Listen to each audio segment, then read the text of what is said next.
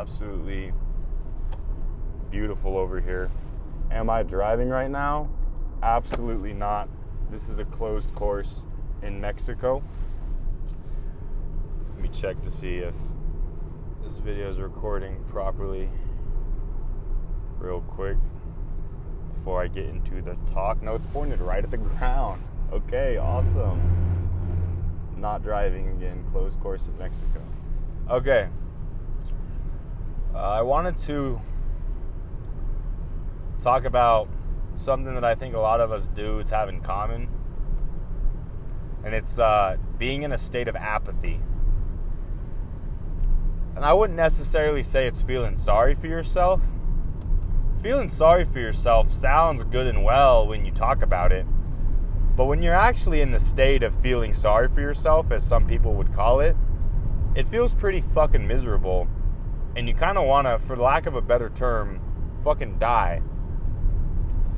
And I just wanted to talk about the state of apathy for what it is and what I've been going through. And I'm going to spurt off some ways that you could deal with it if you're feeling like the world that doesn't have what's best for you in store anymore, or you're feeling panicked, anxious, and you're feeling like whatever it is you've got going on, it's not going right. The first thing is to write down all of your thoughts, right? I've been kind of on the outs with my girlfriend that I've been with, and it wasn't really conscious. There's just kind of a vibe looming there. And if you're a dude and you get into a relationship for the first time in a while, you kind of realize that there's a lot of shit, a lot of buried shit that you didn't really realize you were going through that comes up once you start dating someone. And a lot of this buried shit kind of came up. You know, I'm feeling bad, feeling horrible, not realizing that on the other side of the relationship, stuff ain't going well. I've done hurtful stuff, and that kind of fucks with your energy. Now, for all the dudes who aren't in a relationship, it might not be relatable, but I think it's worth noting that when you feel like you just ain't got it all together, you need to write down what it is you're feeling. Where did you overstep? What things in your life did you expect the world to owe you? And what emotions are you causing to be yours that are ultimately just what they are in and of themselves? Let me give you an example. Let's say someone looks at you funny. If you're against the world, you think, oh, well, what's this guy's problem? And, oh, what's this dude's problem? Or maybe he's better looking than you, and so you think automatically he's being hostile towards you, and you think that it's his fault. When in reality, it's you. It's all you. It's always been you. Nobody else is responsible for how you feel about anything. And so if you feel apathetic, it's also your responsibility to do something about it. Now, I'm not telling you to just trudge through it like it's nothing and treat it like it doesn't exist, because that's when it lingers and it gets worse. But what you need to do is you need to do some serious conscious reflection of what it is you're going through, what emotions you're feeling, and where you overstepped, right? For me, it was, oh, well, my business isn't succeeding because I did all that I was supposed to do and it didn't succeed, right? Clearly not. Clearly what I had been doing wasn't working, and I needed to take a step back and kind of recuperate. But if you're in a state of apathy, you're like, why would I even try in the first place? I've already tried everything and none of it worked, and yada, yada, yada. And it keeps you stuck there for longer. It keeps you in that pit there for longer. And I think a lot of states of apathy get brought upon you when a major life change occurs. So right now I have a long distance relationship, and it's kicking my ass emotionally, because in my childhood I mean my dad was always a long distance father, and so it brings up a lot of shit from the past, and it messes with me emotionally. It kind of destroys my ability to work at some moments, because it's a new adjustment. It's a major life change. And it's important to realize that in these major life changes, whatever they might be, maybe you just moved somewhere, maybe some relative just died, you are way more likely to have these feelings of apathy or depression or anxiety or whatever you want to call it. Now, I don't like to identify with the feelings that I'm feeling, because I think that makes them persist for longer, right? If I kept calling myself depressed for long enough, I'd start believing it and I'd never be out of it. But it's also important to look at those feelings and be like, okay, well, this is caused by something, right? Rather than to see your symptoms as somebody else's problem or a problem with your body, rather than it just being a problem with what it is you've been doing in your life. So let's say you feel really shitty and you've been eating like shit. You're like, okay, well, you take a step back. All right, well, I need to deal with that first. Okay, focus on, your basic necessities as a human being. Once you get all those right, that's when you can kind of start to unlock those higher levels of consciousness, right? And so those higher levels of consciousness being self-actualization, fulfilling your true potential. If you're trying to fulfill your true potential, you're not going to be able to access it if your needs below it are not met, right? So I've been really apathetic in my work, but it's because my needs of love and belonging haven't been met. Because there's been a lot of emotional issues and emotionally charged situations within my relationship. And if you know anything about psychology, which is something you should learn a lot about, especially the hierarchy of needs, because it really helps you understand why you're acting the way you're acting, you can't start to fulfill your potential in life until you've got food, water, shelter, friends, family, and a feeling of belonging and love, as well as esteem. Esteem is basically feeling respected from others, feeling respected by yourself. If you're not showing yourself respect, you're not showing other people respect, and you don't feel loved because you're also not giving out love, because the world is a boomerang and it sends back everything that you think about it, then you're not going to be able to access your highest calling, your higher purpose.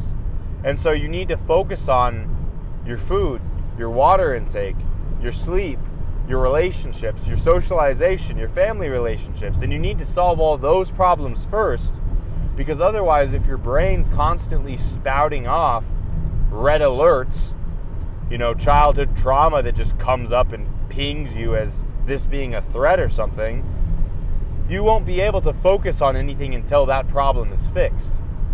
And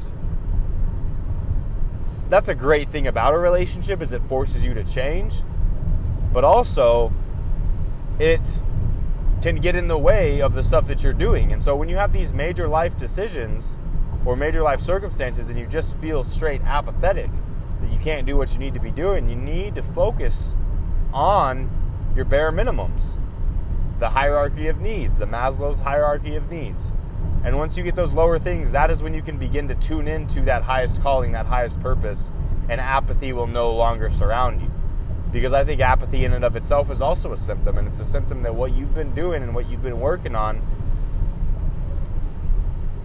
it doesn't have soul in it, because you've got other needs that need to be met first, You've got this worry over here, you've got this relationship that's failing over here, you've got this conflict that needs to be dealt with first. And then and only then can you deal with the stuff that is fulfilling your highest potential. And so if you're in a state of apathy and you feel like, you just can't get your shit together, you don't got it all together, first off, realize and recognize that that's normal. No one has it figured out. But also to focus on your inputs. What are your inputs? Are you watching a bunch of YouTube? Are you watching a bunch of Instagram Reels? Are you allowing your own horrible negative thoughts to curate? Because I would consider that an input as well, right? And so make the unconscious conscious. Make those anxious thoughts circulating in your brain conscious by just regurgitating your most horrible thoughts onto a journal page, and then maybe burning it afterwards. But then with those newfound realizations, healing yourself from within.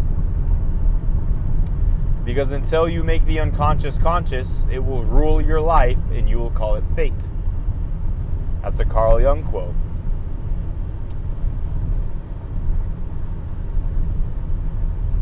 I find out solutions to my own problems in making these videos, which is why I make them. But it also helps other people solve their shit as well, which I find very interesting. That was kind of freaky, because I was like, oh, well, the reason why I've been apathetic is because my relationship hasn't been going well. I need to deal with that shit first. Then I dealt with it. Now I feel relieved. Now I feel a higher calling. Now I don't feel apathetic. So, yeah. I've had a lot of thoughts circulating my mind of like, oh, well, no, don't journal because what actually needs to get done is the work, and don't meditate because what actually needs to get done is the work, and don't do this because what actually needs to get done is the work. Well, a lot of the work, my brother, is working on yourself from within. Then and only then can you actually expel your greatest gifts. Because the world cannot give you anything that you are not already. The world directly reflects back to you what you think about it.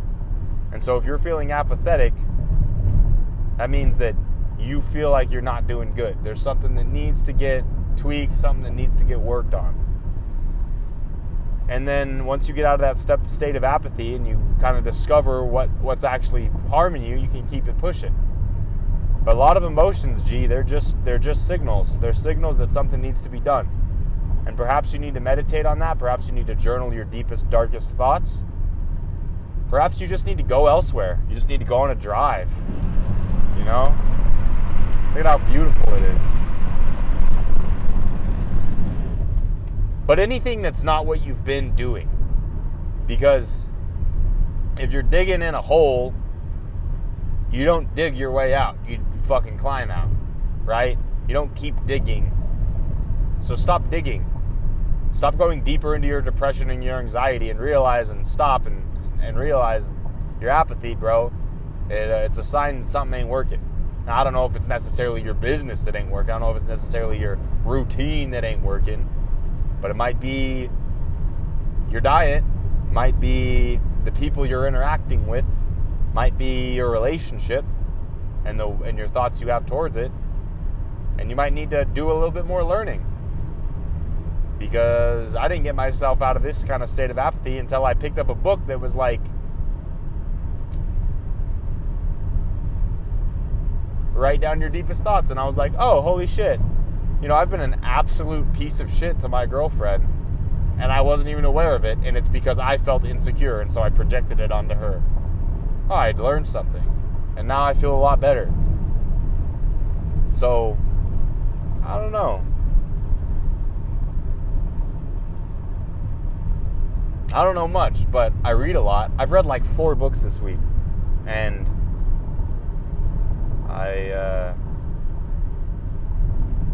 it changes your world. The more books you read, the more your world changes and the more control you have over your life. Now, I know a lot of people are going to comment, oh, well, God's the only one who has control. And it's like, yeah, but what the fuck is God, right? I feel like they're all kind of grasping at the same thing, right? There's a reason why Jesus had his disciples go out and spread his message. Because he didn't just pray for God to spread his message naturally and it happened. He prayed and then had to make shit happen. So you got to make shit happen. Pray like it's up to God and work like it's up to you. But also don't try to control things you cannot control. And I think my phone just... No, it didn't. Thank God my phone didn't get halted from that shit. But yeah, I have a phone call with one of my homies and I'm gonna answer it. But yeah, Godspeed. Godspeed. Look at that. Oh, so